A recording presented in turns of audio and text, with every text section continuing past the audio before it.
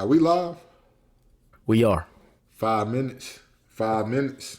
5 minutes. Dougie Fresh, you're on. Alrighty. Fellas, I see that Chris is over there handling big business. You know, that's why he the money man in the middle of the plan. You know what I mean? He always got a new money move on the line. But, you know, all things in life require balance. And just like we need to talk about the money plans and the money moves, sometimes you just need a little bit of mindless scrolling. You know what I'm talking about? You know, just a little bit of looking on Twitter, seeing how vapid people have become today. Just a little scrolling on Twitter, hoping that you hear another. It's getting too loud. You know what I mean? You just need that sometimes. You just need that sometimes. I'm the one big to know. Hey, all right. You know what I mean? Hey, my lights got the little, you know what I'm saying? The little symbol next to it. I mean, honestly, if your likes or bookmarks are like public, you're like, you got to be Mother Teresa. You got to be like a saint. You're braver than Marines. Because, you know, Twitter recently made people's like bookmarks, like people can see when you bookmark their tweet or something like that. And I'm just like, yeah, but they didn't publish actual bookmarks, did they? No, they didn't do that.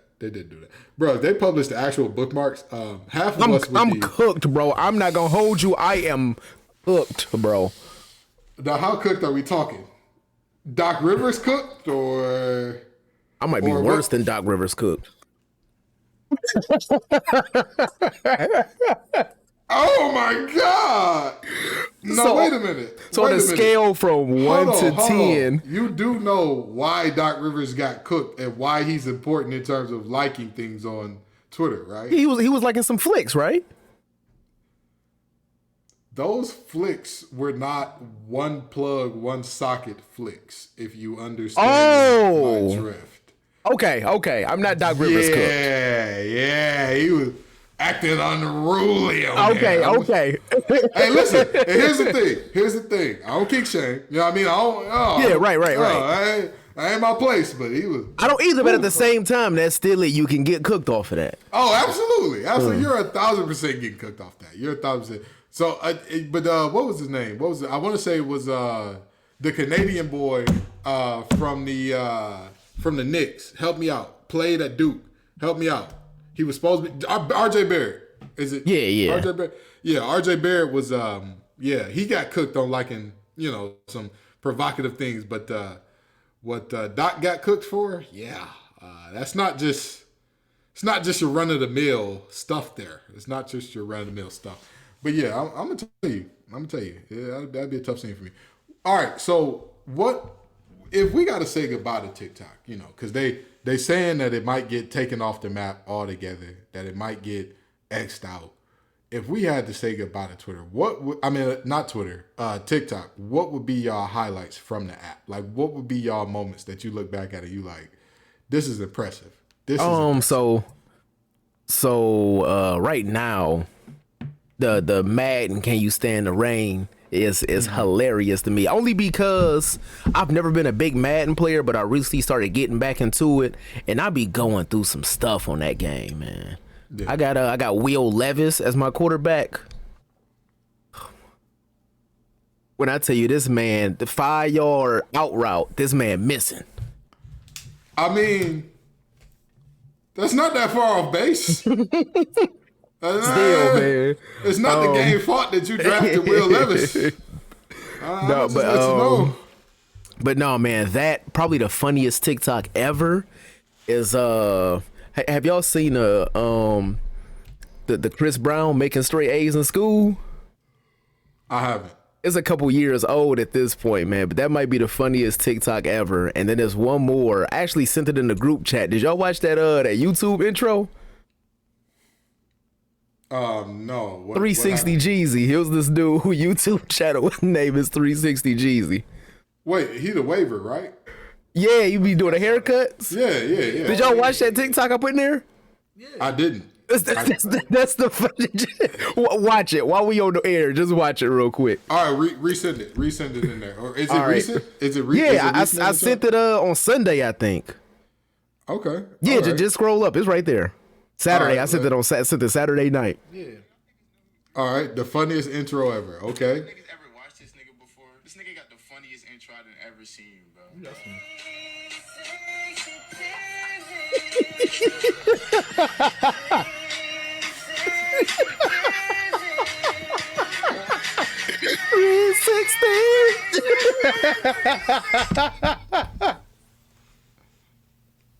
Wow.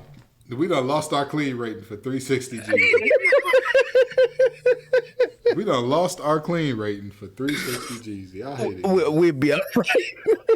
I hate it. We done lost our clean rating. All right, so what's y'all favorite, or Chris, what's your favorite moment from TikTok? What's your favorite moment that you look at and you like? I ain't big on social media at all, as everybody that know me. But these Ja Morant TikToks lately, dog. The one where he doing in the sideline, he doing this, and then they shooting gunshots out his hand, bro. They be having that in so many twists and twangs, bro. I can't hold y'all up, bro. This might be the funniest. Like, hey, listen. Ja Morant might be the funniest guy known to man. Might be. Yeah, the one that is the it's two, honestly. The one with the dude dancing, saying "Get your hands off that baby." That, oh my, bro, he been explaining to y'all that it's child abuse to hit your kids for 2 weeks straight, and people keep arguing with him about it. Like, it's crazy. It's legitimately insane. Like, have y'all seen those? You sent it to me. You sent it to me. It's about that for 2 weeks. It's cutting out a little bit there. Oh my God, this is embarrassing. My technology loves to embarrass The me. Wi-Fi selling, boy. Wi-Fi. It came with a can of Campbell soup. Boy, got Vonage internet. Dolla. Dolla's crazy.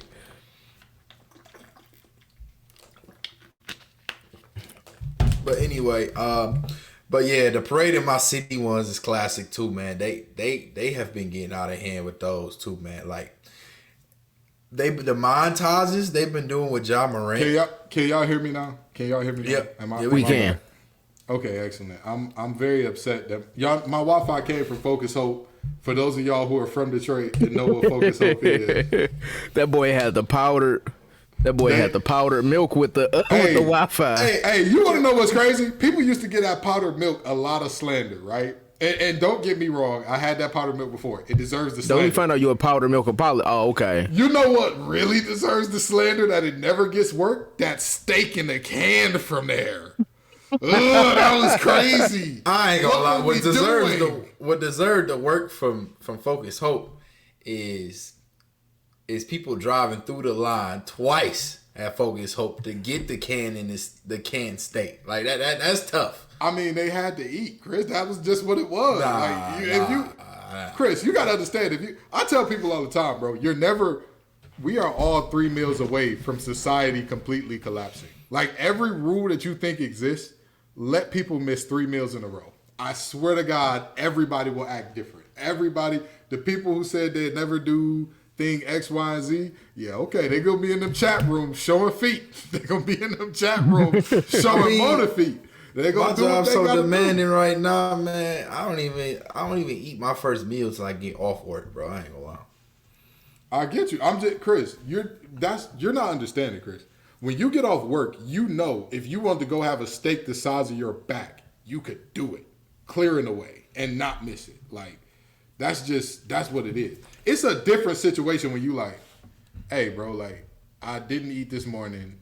I just worked a full shift. I'm not going to eat tonight. And I don't know if my kids are going to eat tomorrow morning. You'll turn into a different person. I am guaranteeing that. Okay. I am. Yeah. Whatever you said you weren't going to do, yeah, okay. All right. Yeah. Okay. I think that actually gives you to solve the mystery of the world, man. I think that's why people do crazy stuff and you see it on the news like, why did this person do that? Absolutely. You know? Absolutely. There was all right, and I'm gonna let y'all know this, okay? We gonna get back to the TikTok thing, but I'm gonna let y'all know this. During the winter, like, Detroit jails literally made a rule that, like, they would only hold homeless people for so long and, like, let them out if they committed a petty crime. Because when it get cold outside in Detroit, They needed 3 hots and a cot. So they was like, all right, I'm going to do what I got to do to get in jail. And they was like, oh, no, if it ain't violent enough, like, we just going to put you back outside, bro. Like, there's no mental facility to put you into. And the jails are overcrowded. What are you going to do about it? But now, in a much less heavy, much funner moment to talk about things, my favorite TikTok trend definitely had to be the "It's Getting Too Loud." That was, oh my God, what? Oh, what a time! Man. What Can a we time! put Gibbs in that jail cell? What a time, bro! Gibbs in that jail was the cell. greatest. So I'm lying about that. So you're gonna look at me and say I'm wrong, bro? You're gonna look at me and say I'm wrong? I would neither confirm nor deny. Exactly, and I'm gonna tell you, the only thing that had me pissed off about it was when the corny shorties that ain't had no wagon back there came on there talking about, I don't even gotta walk in with my tool line because my face card never declined. Get off the trend. Get off the trend. That is not what this is for. I even if it's not in that like context, I've always hated people that take memes or trends and try to make it like righteous. Yeah, stop. Or they take a sound and be like, I don't know. They'd make a sound and try to make it religious or something like God got me. I'd be like, bro, everybody come here for that. Exactly. The what was it? The boy band one? Am I original? Yeah. Yeah. Somebody did that, but like made it real churchy, and it was so lame. It was so lame. Like, it was like, did he die on the third? Did he die on the Friday? Did he rise on the third day? But did the people love him for it? I said, did the people? And it was like, stop. This is corny. Jesus wouldn't approve of this, bro. Like, this is just not it at all. But I digress. We're going to move on because we have a good amount of show for the folks today. You know, they say that we're in the off season of everything, but I strongly disagree. Number one, we got to talk about some of these podcasters who need their mics taken away. And at this point, they can take our mics with them. If it means that we don't ever have to hear from Players' Choice again, take my mic with them. Take my mic, take it. I don't care. We're going to talk about one of the concepts that came up from a podcast that was disgusting. And we'll talk about a moment of transparency from Dame Dolla on the Old Man and the Three podcast, as well as NFL free agency winners and losers.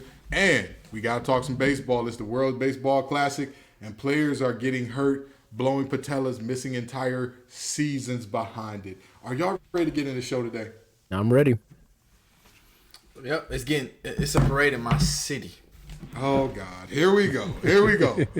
What's up, y'all? Have a seat. It's your favorite hour of the week with the facts over at Axe Crew. We got the master of the mix and master, Josh Guyton, in the building. That is I.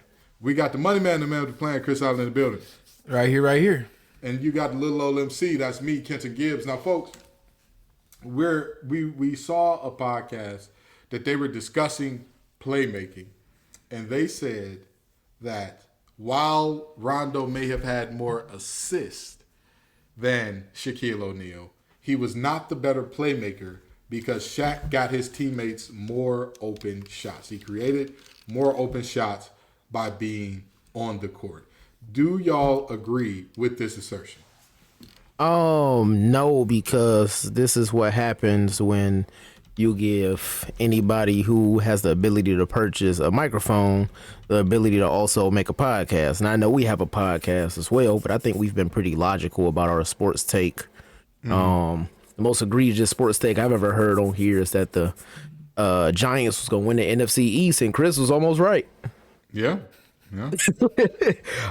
So, I mean, if you break down that word playmaking, it's the ability to make plays. The coach draws up plays on both offense and defense, right? So if somebody is initiating that offense and able to create open shots out of it, that would be playmaking. Right. It's the difference between that and somebody just being a good player and having gravity around them to where the defense needs to play defense in order to stop them and they pass to an open shot. That's completely different. Nobody drew up a play and said, we're going to post up Shaq and they're going to double team and you pass it out. Absolutely. Is a large difference between playmaking. And if he was such a big playmaker and everybody was open and knocked down all of these shots, why is Shaq career assist number is 1 assist a game? Yeah. Man. Great points. This is one of those topics though. Like, okay, so I got a question Gibbs. Like, y'all know I love questioning Gibbs because Gibbs is filled with all type of sports knowledge, right? So when you say playmaking, right? Are we talking about just the fundamentals of how you impact your team in getting a shot, a good shot, or your team scoring a point or scoring a basket? Well, and see, this is the part where I would look into it and say, like, it depends on what your definition is. Because to me, a playmaker is the guy that I want running my offense, controlling the flow and the tempo of my offense with the ball in their hand. Like, that's the reality that we're looking at there. So, I mean, I wouldn't say that it's one or the other. I'd say it's a blend of both of the things you just mentioned. Like, it is partially gravity helps you become a better playmaker. As we've seen with LeBron James and Magic Johnson, gravity helps you be a better playmaker. But to me, the playmaking is still like, if you're pushing the ball in like the prime Shaq, right? If you're pushing a fast break and you got prime Shaq or prime Rondo as who you can start the fast break off with, that's my question of like, who's the better playmaker? You get what I'm saying? Like, right.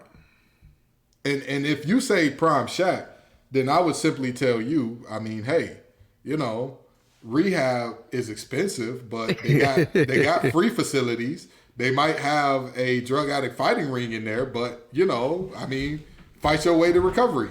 Go ahead, go for it, because you don't need to be out here with the rest of us. You just don't. But go ahead, Chris. So, that being said, right, if we talk about pound for pound, the impact you have on a player to create good looks and baskets for your key player, I would say yes, that's entirely true. Shaq was a better playmaker because the amount of gravity that he had, that's why him and Kobe was like a perfect match, you know, a match made from heaven. You couldn't double Kobe because he'd throw it down to Shaq. You couldn't double Shaq, he'd kick it out to Kobe. And then Kobe be one-on-one. So that's what made them a very good duo.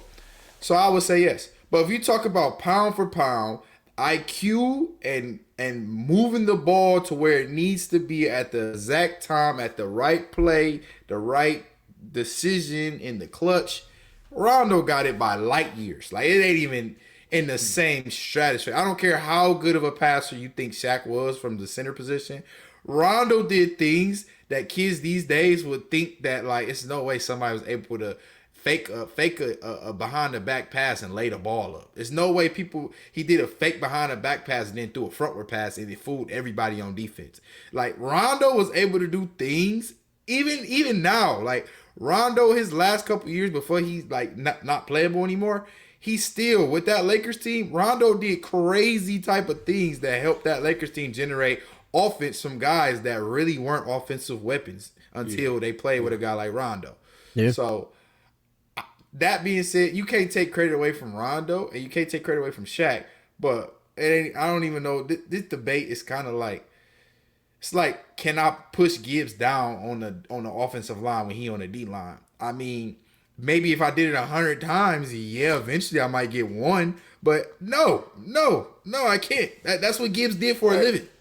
Hey, by the way, one of the measures that, like, of how crazy what Rondo was doing was 2K literally did not, like, they tried to make a layup package for him and it just didn't work. Like, it just turned into a bunch of slow, awkward looking layups because, like, you can't create what he was doing, like, without real. It's like he's in that Jamal Crawford level of, like, his bag is that crazy to, like, you try to create it, it just doesn't really work out. But yeah, no, Chris, I 1,000% agree, man. It's again, there's a difference between gravity and playmaking. There's a difference.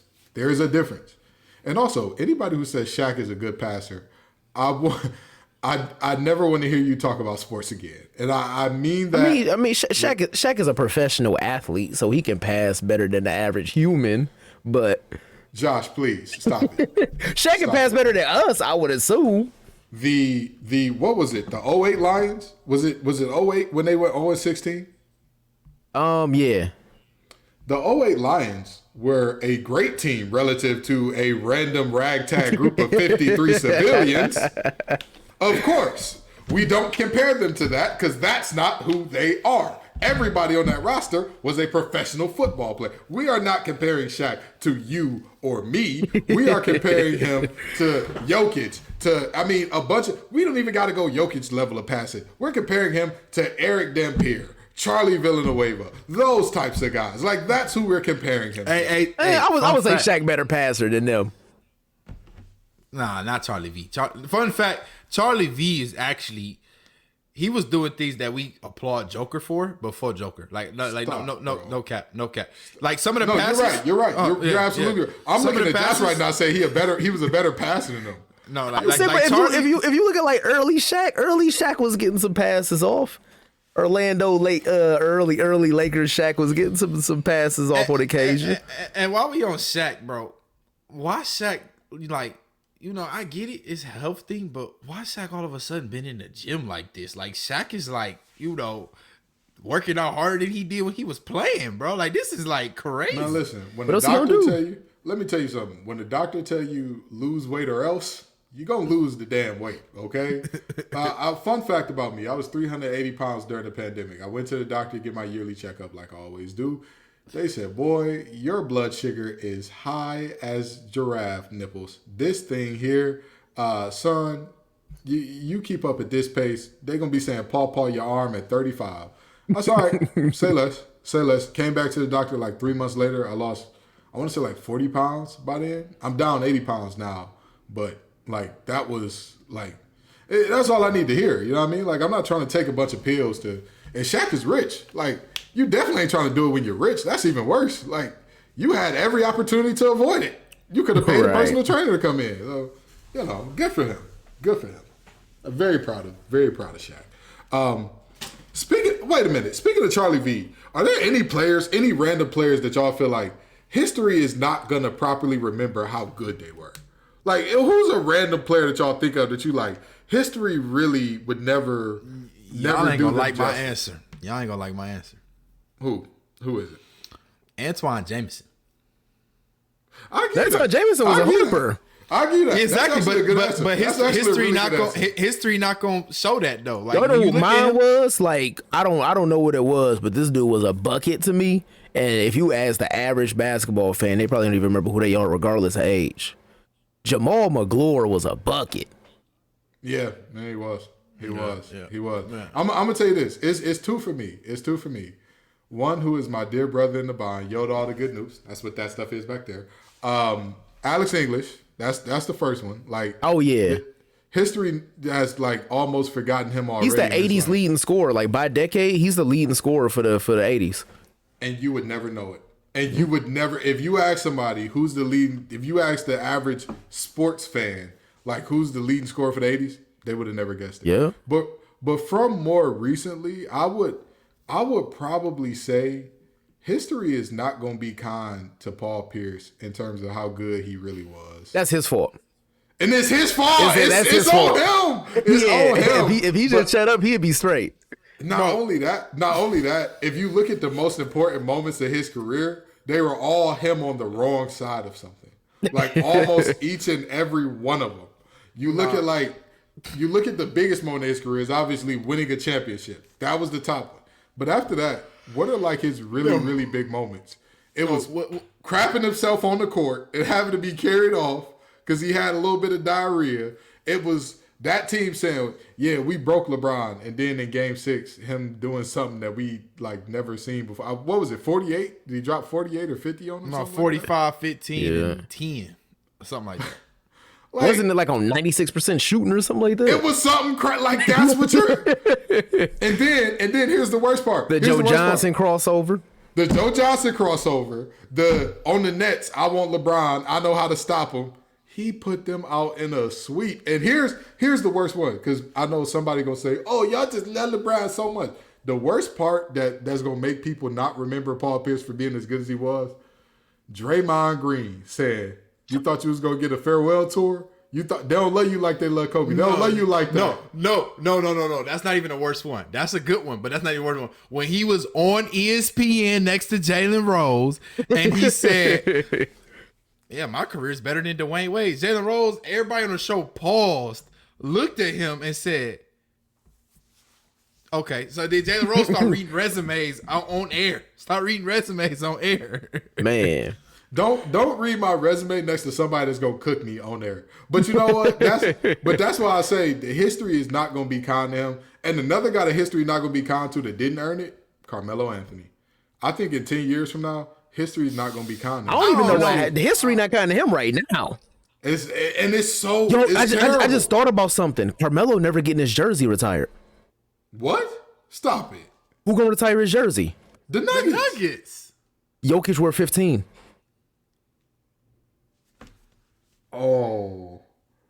The Knicks got to, though. The Knicks kind of got to do it. I don't think so. He's a native son of New York. They got to do it. You can't. The Knicks too petty of an organization to do it. It might happen like, when they change ownership years down the line, Also, but Knicks ownership too petty. Why would they let Jokic get 15? He was a second round pick. Why would you let him get 15? I mean, did you see how dirty they did Melo? Ugh. I feel like our generation is gonna be the last generation that kind of defend Melo, cause young kids know who Carmelo was, they just don't remember seeing him, right? Our generation put that into like no, like Bron and Melo when they came in 03, that was Kids, I mean, at the same time, from our generation of hoopers, I would kind of put Steph in there a little bit, but as far as like our generation of hoopers, LeBron the only one that's gonna get respect. No way. D-Wade gonna get respect. D-Wade gonna get respect. D-Wade gonna get his respect. No, I feel like the narrative is on that has already changed just because like D-Wade's personal life. But even with D-Wade's personal life, you cannot deny. Like, all right, here's the thing, right? If you are a sane individual and somebody asks you, where does D-Wade rank all time as far as shooting guards go?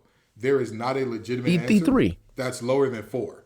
If you consider Harden a 2, and Harden was to win a couple championships late in his career, But I just saw a video earlier where it was a dude in his early 20s and he ranked Westbrook ahead of D-Wade. Stop it. I'm very serious. I am very serious. They asked, matter of fact, it's somewhere in here. They asked this dude, dude was in his early 20s, a quote unquote basketball expert. They asked him, stop the video when you find a player better than Russell. Will you find a player better than Russell Westbrook? Hold on, wait, not the big dude with the glasses. That's like, oh, I'm gonna talk when I find a player better than da da da da. No, he had somebody else on. Oh, the big dude with the glasses had somebody else on as a guest. The first was Baron Davis. Okay. Second was T-Mac. He said Westbrook better than T-Mac. The second option was T-Mac. The third option was Chris Paul. Here's the thing. Okay, if you talking like peak, like what they were at their absolute peak, I could see him over a lot of those players. He was not better than peak D-Wade. He was not. No. He was. We could say peak D-Wade was 06 to 09, right? Yeah, just about. 06 D-Wade might be the greatest hooper I ever seen. Yeah, just about. Yeah. 06 D-Wade was different. Different, boy. 30 a game like it was nothing. 06 to 09. We can say and you know the crazy part? He was the first guard to make like that post hop shot really like boom in that era. Like, because people remember Penny's post hop, but Penny's post hop was important because it was unique, not because it was incredibly efficient. But it also, Penny ain't create a lot of space with that though. Yeah, like he'll get it off on occasion, but yeah, D-Wade, that post hop shot was like, it was some nasty work, boy. You just couldn't do nothing with it. I remember I used to spam that thing on 2K so nasty, boy. Because he had the gold badge on that too. Ooh, need it. Hey, listen. I ain't gonna lie. D-Wade 06, 09. I'm just trying to think. I just looked it up. That's the one where D-Wade had that super fast spin move on 2K9. Remember? Mm-hmm. I used to set my controller settings after. Yep. I used to set my controller settings to where the B was on Xbox. B was my spin move button. Mm-hmm. And I used to spam that spin move like crazy, bro. Yeah, it wasn't no better than D-Wade back then, bro. I ain't gonna lie. Yeah, I'm gonna tell you this. I think the history will remember D-Wade kindly, and if you don't, that's a personal problem that you need to look within yourself and ask yourself, what's your problem? Right. Because like Russell Westbrook was wearing dresses. I mean, and this is not to diminish Russell Westbrook and say that that's not like. I personally don't care. I don't believe in the gender binary and like doing things like, oh, men do this, men do that. Gender roles. You know, I don't believe in all that. But with that being said, like that shouldn't go into, because Dennis Rodman wore a wedding dress and nobody would ever say, oh yeah, that guy was soft. That's a guy on the court that I know if I need to get him over on somebody, he's the one. What? Right. He gonna grab 20 rebounds and wear the dress and probably take your girl in the club that night. It was nasty work all the way around if Rodman was in your city. You know what I mean? So it was really a parade in Rodman City. Hey, literally now. Literally. That man took 2 weeks off to go party in the middle of the season. I love that for him. And showed up on WCW Nitro. Love that for him. Absolutely. They're the playoffs. Can you imagine that? Can you imagine telling your job, like, hey, I need time off right now. And then they see you, like, on TV. And, like, you don't. And mind you, this ain't like you had scheduled PTO. You like, hey, listen, I'm not. I need some feeling it personal right now. time. I just need personal time. And then they see you on WCW talk about, I'm the new tribal chief. Like, bro, what? What's good with bro? This is crazy. That's like walking up to your job like, look, I got to really go take care of some family matters, like some really important family stuff. If y'all don't give me time off, I got to take time off anyway. And not even waiting for their answer, just doing stuff, bro. Like, that's crazy. Love that for him. Love that for him, because forget these jobs. If facts over acts ain't teaching nothing else, forget these jobs, folks. All right? I'm the foremost expert on that. I'm not going to be with that wagon. I'm sorry. I ain't going to be with that wagon yet. Yeah, all right. Okay, Chris. Hey, listen, I hear you, big dog. I hear you. But now, back to the current life, back to current things that are going on right now. Speaking of how history remembers, folks, we got to talk about this because it's a fairly important thing that is happening right now. Damian Lillard was on the Old Man and the Three podcast with JJ Redick, because of course it's his podcast, and they were talking about ring culture and how Damian Lillard said, and I quote, it's almost as if the journey doesn't matter, only the end result. And if you don't get a championship, then everything was for nothing. That's the place that fans want to take it. And later in the interview, JJ Redick said, well, how do you not let that get to you? And Damian Lillard said, because I have a real life. I have family that loves me. My best friend comes out to visit me all the time. I have a real life. What do y'all think about Damian's statements there? What do y'all, like, is that like, I mean, I don't want to push any thought on it. So just how do you feel hearing that? Is he right? Is he wrong? What do y'all think? So I look at it from two perspectives. One, Dame has always ran with this narrative that other players or teams are quote unquote running from the grind. Mm-hmm. I would like to flip that on its ear and say Dame is the one that's running from the grind. Oh. Because when you're putting yourself in a position to where you're never going to contest for a championship, but you're guising it as being loyal to an organization, what does that really mean? That you're okay with not having to reach the highest pursuit. Yeah, you're okay with not competing at that level, and you know that's never going to be achieved in Portland, and has not been achieved in Portland since 1992. This is spicy. This is spicy. We gotta clip this. We gotta clip that.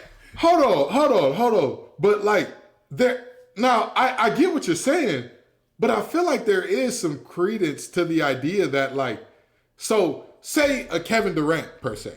Okay. I would say that if you're looking at who has had to do more of the grind per se, I would say it's Dame by a mile, because all the teams that Kevin Durant has won on, like, but I also think it's a middle ground. That's fair. It is a middle ground. It's a difference between I'm going to the easiest possible situation over and over and over to get me the ring, as opposed to I'm going to stay with this mediocre franchise. Now, for example, if Dame and KD teamed up, I don't see the issue there. So what about, would you say Kevin Garnett was like, he didn't run from the grind, even though he left Minnesota to go to... He didn't run from the grind. He played in Minnesota for 12 seasons. Yeah. And it's not like he joined some team that was stacked top to bottom. He joined a team that had two other aging stars on it, a rookie point guard, and a second year center who averaged 2 and 4 the season before. Hey, watch out, man. Don't talk about Big Perk like that, bro. Did I talk about Big Perk? Is it not the You know what I case? mean? He was a dog. He had that dog. Perk played his role. I'm joking. Stop it. He did. He was supposed to be big and in the middle. He did that. He lied on Kobe, and I'm never gonna be cool with bro for lying on Kobe. Kobe did not tell you was the best interior defender he ever played against. He did not say that to you, sir. He did not say that. If we break that down, what Guyton said into like normal non-sports people terms, right? Mm-hmm. Not that you, if you're a sports guy, you normal. But if we break that down to the corporate America, right? That's like saying, as a high potential at my job, right? They know I'm a high potential. They know I'm gonna climb the top of the ladder. That's like saying I avoid all the terrible roles to get to that high potential. I just go to a role somebody tell me to go to because it's easy. I go to another role that tell you somebody to go to is easy. That's KD to me. That's the KD route. To me, Dame is doing where, like for me in Massachusetts right now, I'm not really happy about my situation because the changes happened in my division. But I'm doing something about it to get out of the division, right? Right. To me, Dame is taking if I decide to, you know what, I get paid good, I'm going to sit still and until they figure out my situation and better it for me, I ain't going to do nothing. You know, that's perfect. My coins. Chris, you a manager, right? Yeah. What was your position before you were a manager? I was a quality supervisor. That's like if they were like, yo, we got this manager position for you. We want you to take on this extra responsibility. And you was like, no, my check's good enough right here being a supervisor. I'm straight. Right. So I feel like Dame doing that. Yeah. Oh my God. This is such an interesting way of viewing this. This is such a, I will say this though. In that pursuit of like being at the top, here's the thing that I think Dame has deluded himself about, that a lot of players in the NBA delude themselves about until they're like 32, 33. There are ever, in the NBA at one point in time, there are only ever, at max, 4 players who can lead their teams to championships. At max.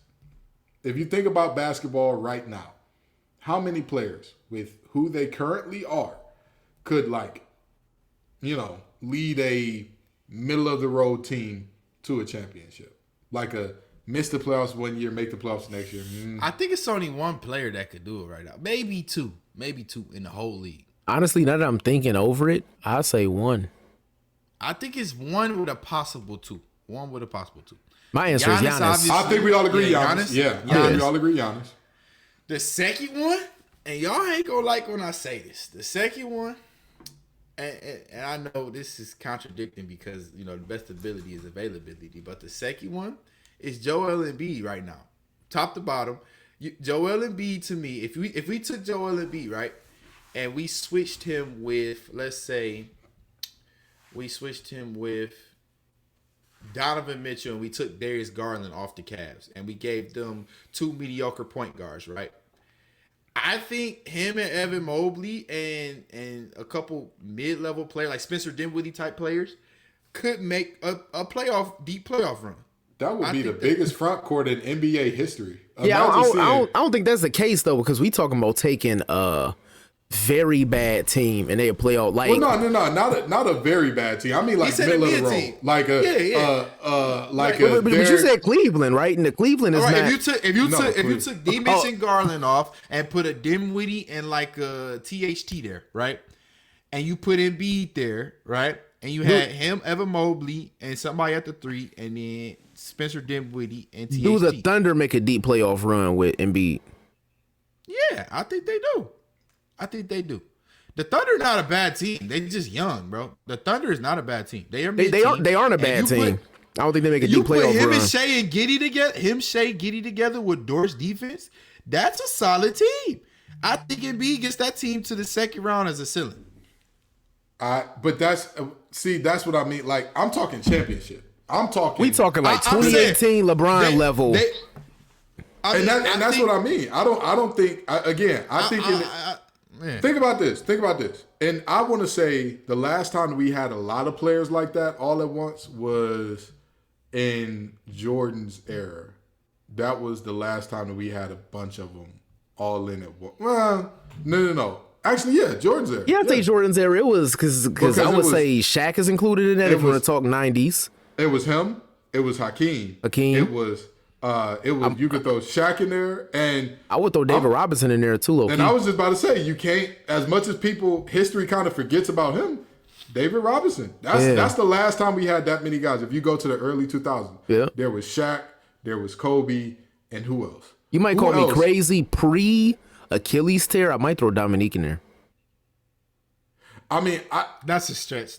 I could see it. I could see it. But if we're talking a level of competition that was in the 90s, if it was in today's NBA, no. But in the 90s, I would throw Dominique in there. I could see. I would say Isaiah Thomas too. But you got to remember, at that time, the Hawks were one of the worst run franchises in the league. Like if you look at what they were doing, like it was like, bro, they were the Minnesota Timberwolves back then. Like every move they made just seemed to be the wrong one. This man Dominique got traded from the Hawks to the Clippers. And then proceeded to put up like 25 a game on the Clippers. Right. And they traded him for like peanuts too. That's the worst part about that whole deal. I think I forget what the trade was, but they traded him for like a bench player and like 2 second-round picks or something crazy like that. And he was all NBA. And that's what I mean by that. They were the Minnesota Timberwolves at that time. But yeah, no, I think with that in mind, if I'm looking at, a very, very limited amount of players who can win a championship, going back to our original point here, Dame needs to realize he's not one of them. Trae Young is not one of them. He's not. I'm going to say one that's going to hurt some feelings, but it needs to be said. Chris, make sure the people in Boston don't come after me after this. Jason Tatum is not one of them. However, I think he got time to develop into that, though. Here's the thing about Jason Tatum. He's in an extremely well-run franchise. See, when people hear, a player can't take a mid-level team to a championship, they think to themselves, well, are you saying that everybody is just average and mid? No. Most championships are not won by one player being the guy and everybody else following along. Most championships are won with one guy who's the alpha. He's the dominant player, but even your Robin is a baller. Your Robin has to be all-star, all-NBA level or somewhere of the like. All NBA defense or something along those lines. You can't have your Robin be a random, Hootie and the Blowfish backup singer that just happened to stumble upon a court. Like, you can't have that. That's why I look at LeBron's final losses and I'm like, if Daniel Gibson is your second leading scorer, I'm not expecting you to win that series. I'm sorry, Booby Gibson, no disrespect. If it weren't for Monica, most of the black community would not know who you are. Like, that's just me being honest, my brother in Christ. But that's the reality. Like, to me, a vast majority of players are not in that category. Even some who won championship. That Pistons team that won a championship. Who would look at them and say, who on that team would even be near that pantheon? Who? Not even close. Not one. The closest would be Ben Wallace. They did that with one All-NBA player? Was Chauncey All-NBA that year? He might have been. I'm not sure. But to me, Ben Wallace is the closest because he had the biggest impact on winning out of all those guys. Like, realistically. Maybe it was that system, though. Because he left that system and went to Chicago and was garbage. But here's the thing. You could be right. You could be very right. At the end of the day, my point is Dame doesn't realize that. And here's the last point I'm going to make on this. Dame should realize that him being in that pantheon of if you don't get a ring, you will forever be sullied and it doesn't really matter. That means that you're at a different level of greatness. Look at how people talk about Jason Williams, right? Why? Because his bag was deep. Look at how people talk about Jamal Crawford. Why? Because his bag was deep. Look at how people talk about Brandon Jennings. Why? Because he could score a lot when he was first coming into the league and he got hot. I stand corrected. Out of all of those years that the Pistons were on top, 03 and 04, Ben Wallace made all second team twice. That was it. But that's my point. Ben Wallace was the guy who had the greatest impact on winning on that team. And he's not near the pantheon. He's not near that pantheon of you can't put him on a mid-level team and they're a championship contender because they got Big Ben now. No. But this is what I hate. This is what I hate, though, right? we live in a world where one player can make a whole different narrative, right? And what I mean by that is, look at Devin Booker, right? Everybody was like, please don't sign that extension to the Suns, Devin Booker. That was a horribly ran organization. The Suns always going to be the Suns. And now look at the Suns. Kevin Durant is there now. He doesn't have to necessarily be available for the whole playoff run. Just got to be available down the stretch of the playoff run. And that he could potentially win a championship, quote unquote, being loyal to his franchise, right? Yeah. That I think it's what's going to hurt that narrative we pushing right now. Just like Giannis, for example. The Bucks are not a terribly ran franchise. They had a championship before Giannis, but they had their struggles. They did make a lot of moves that was like, whoa. Hold on, wait. Their only championship before Giannis came with Kareem, right? Right. But what 40 years prior. What I'm saying is they always been like a middle of the pack team. Like that's fair. what's respect. Yeah. They always been like that, right? The Suns, we know historically, other than the years where they was decent back in the day, they always been a terrible team like back in the day. Like they never right. So Giannis, another person that he won a championship by sitting still, and it kind of fell into his lap because I'm not taking nothing from Giannis, but he did have a lot of luck on his side when he won that 2021 title, right? Like. I mean, but you could apply the luck aspect to almost every championship in NBA history. Exactly. But what I'm saying is that loyalty, that weight that ring carries when you quote unquote loyal. I think that's what Dame was more so hitting at. It's like if I win a ring at a team that I got drafted to and I stayed with through it all, then it might mean more. But at the end of the day, Dame. Here's my thing with that. Dame is acting like that's a new revelation in basketball. I've been a basketball fan my whole life. For as long as I can remember, the narrative has always been you don't have a ring. Even when I was a kid, and I remember talking about basketball in 3rd, 4th, 5th grade. People be like, yo, Ivo ain't got no ring. T-Mac ain't got no ring. We was talking about who was the best in the league between Kobe, T-Mac, Iverson, D-Wade. It was always, well, they ain't got a ring. That's always been the case, at least for me as a basketball fan. Yeah, well, I mean, I get it. To me, you should be honored to be in that pantheon of players where a ring matters for you. Because there are a lot of very good players. Even if those Pistons, things had gone the other way when they played, who was it that they won that first shot? Was it the Spurs? I feel like it was the Spurs. The Pistons? Yeah. You mean the 04 Pistons? No, I'm sorry, they Lakers. The Lakers. Yeah. They beat the Lakers with Karl Malone, and Karl Malone never got a ring. Thank God. Thank God. How proud am I of Ben Wallace? What a man. But anyway, yeah, so that was a situation where even if things turn out differently in that series, right? Let's say Kobe and Shaq dominate. Like they both drop 30 apiece every game and the Pistons get swept off the floor. Does that hurt Big Ben's legacy? Like, let's be honest. He's the first ever undrafted player to make it into the NBA Hall of Fame, I believe, as far as like for his NBA accomplishments. It doesn't hurt his legacy because he's not in that pantheon.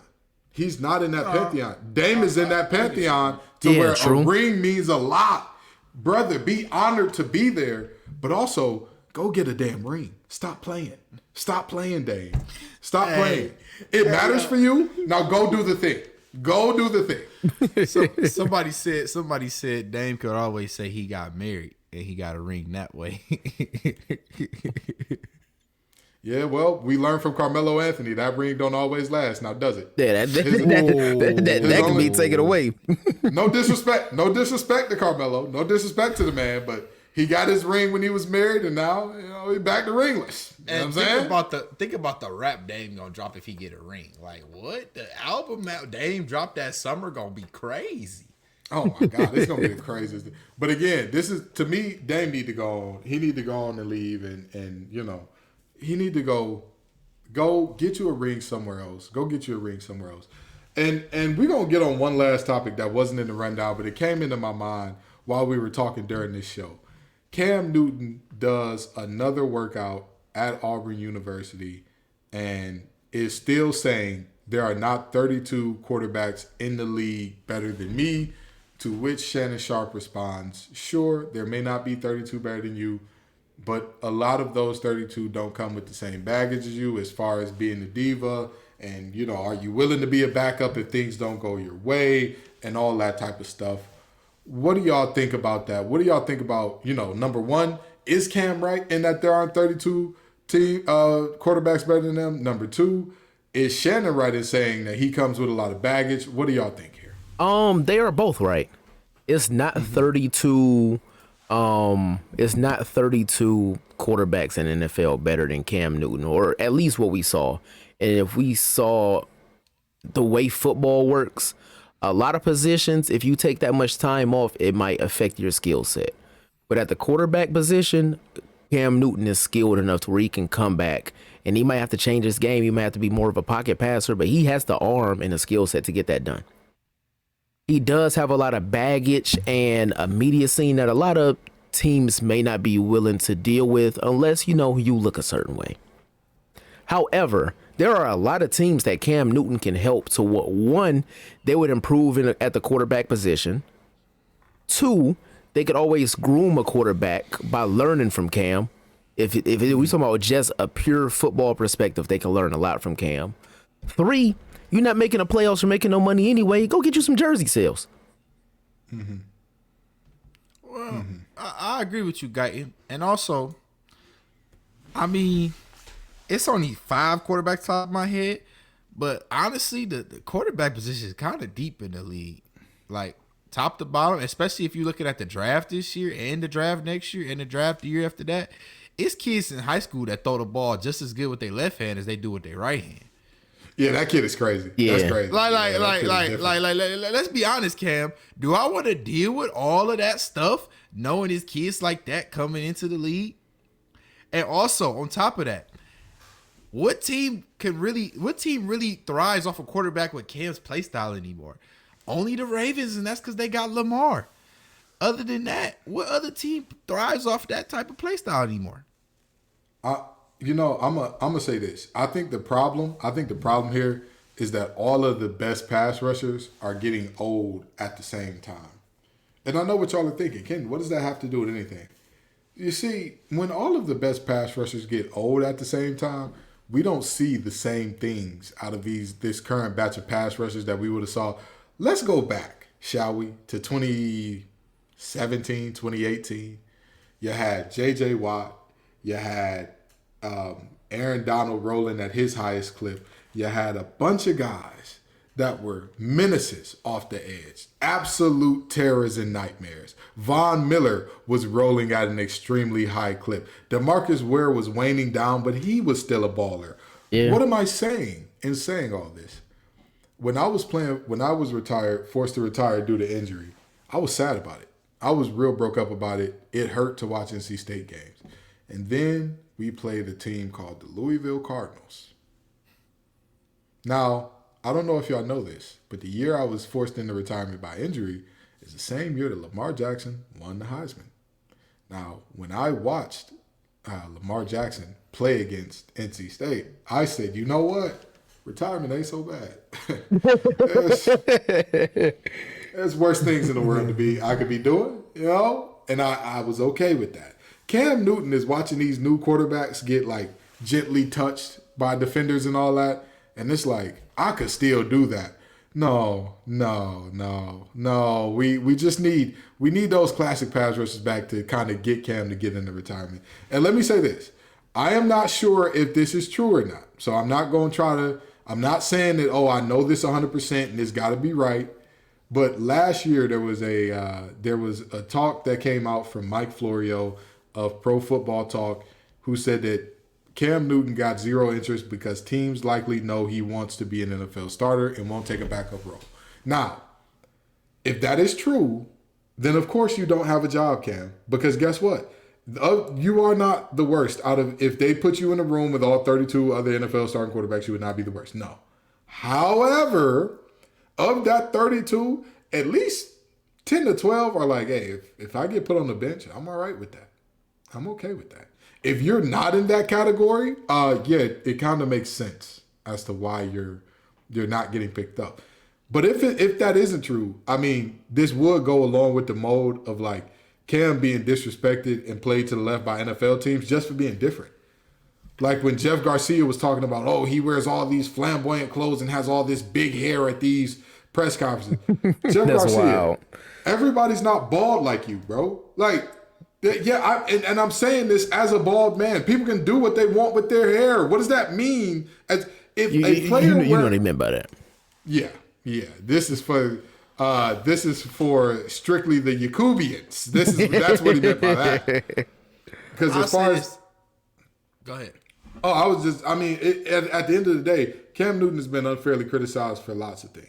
And it feels like this is one of those moments that, again, if he is willing to be a backup quarterback, it feels like one of those moments where it's just like he's having things held against him unfairly. Oh, he doesn't dress the way we want to dress. Who cares? Who cares? Can he fling the rock? Can he make the read? Can he run the rock? That's what you need to know. Go ahead. I'll say this. The best situation to me, if Cam was to get picked up, or he should campaign to go get picked up and be at the first flight out there, trying to work out a deal with the team, is when Aaron Rodgers leads these Packers. I think him being a Packer will be the best situation for him. Let me tell you why.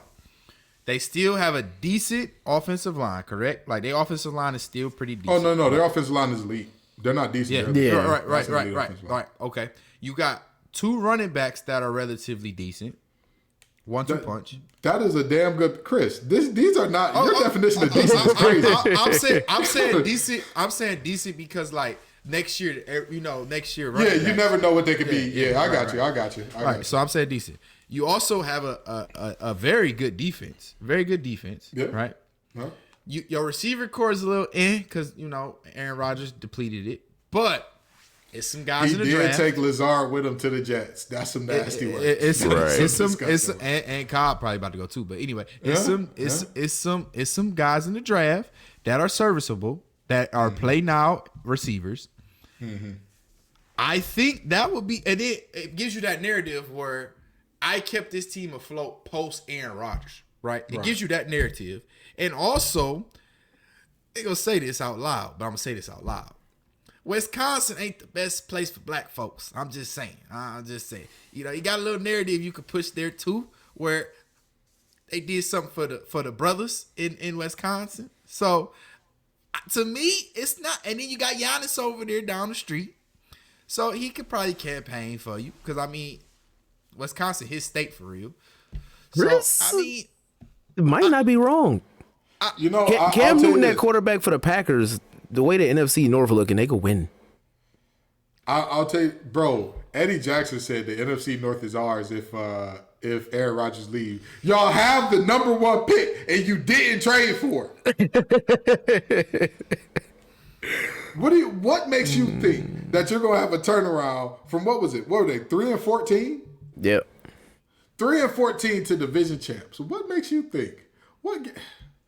Again, that's ooh. What a time. But you know what, though? That is a good idea. And again, I'm looking at Cam Newton, and I'm just very simply saying this.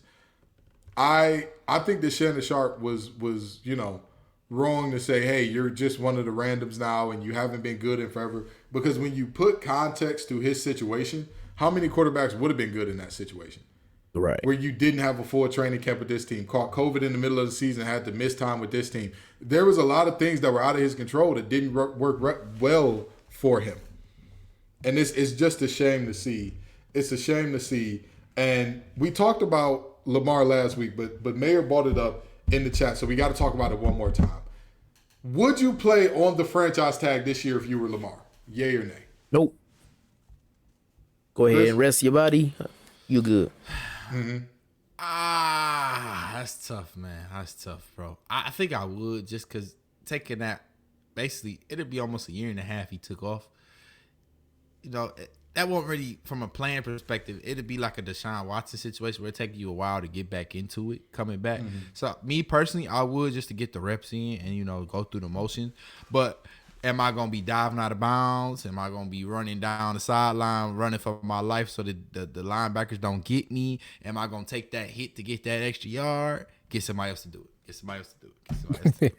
Hey, I'm going to take it a step further, Chris. I'll give him the first 8 games of the season to get the contract done with me. I got the first 8 games. I'll play my heart out. I'll give you everything I got for 8 games. If y'all don't get something worked out by then, I'm done.